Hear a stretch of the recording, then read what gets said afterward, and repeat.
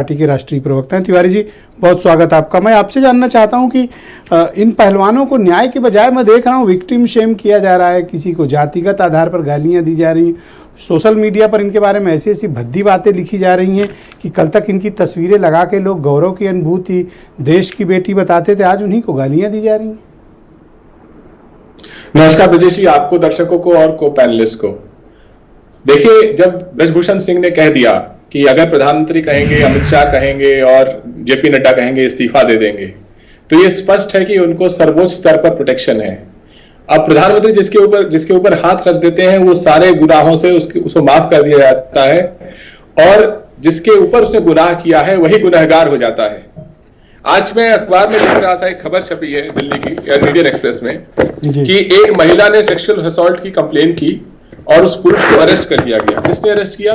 Delhi police ने arrest किया। सोचिए, इसी अखबार में एक छोटे से कोने में छपी हुई खबर है। पूरे एक महीने से रेस्टलेस प्रोटेस्ट कर रहे हैं।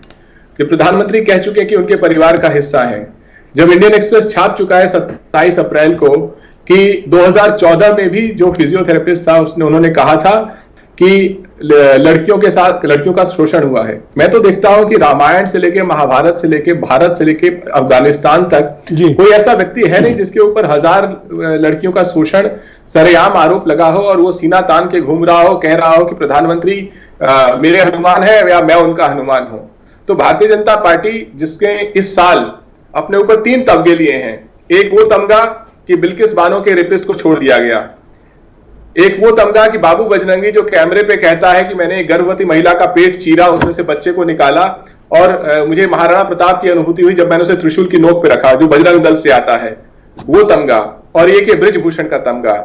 ये अभी जो भारतीय जनता पार्टी के प्रवक्ता कह रहे थे कि प्रधानमंत्री से जिसे ये कहा गया वो कहा गया, देखिए प्रधानमंत्री ने तय कर लिया है कि हर झूठ के साथ सीना तान के खड़े रहना है। जैसा कि सत्यपाल मलिक ने जब कहा, प्रधानमंत्री ने कहा है उन्हें चुप रहने के लिए कि सीआरपीएफ के जवानों को क्यों जहाज नहीं दिया गया, तो समूची भारतीय जनता पार्टी शहीद जवानों के साथ। कौन लोग हैं जो इसको जाति की लड़ाई, जाट वर्सेस ठाकुर बनाने की कोशिश कर रहे हैं?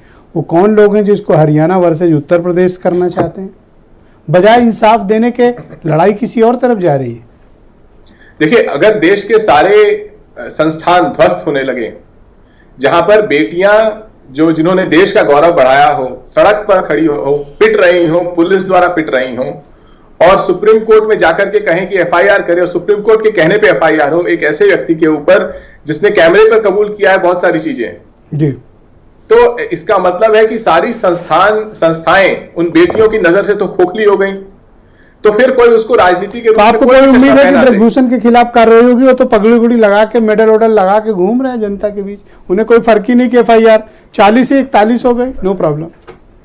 मुझे लगता है कि अगले बार जब पद्मा अवार्ड मिलेंगे तो प्रधानमंत्री स्वयं उन्हें पद्म विभूषण या पद्मश्री भी दे सकते हैं, ताकि ये बताएं कि देखिए, दुशासन और दुर्योधन भी हिंदू राष्ट्र का हिस्सा है, रामायण भी हिंदू राष्ट्र का हिस्सा है, और इस हिंदू राष्ट्र प्रोजेक्ट में कोई भी जिसने इस तरह का शोषण किया हो उसे भी सम्मान दिया जाना चाहिए।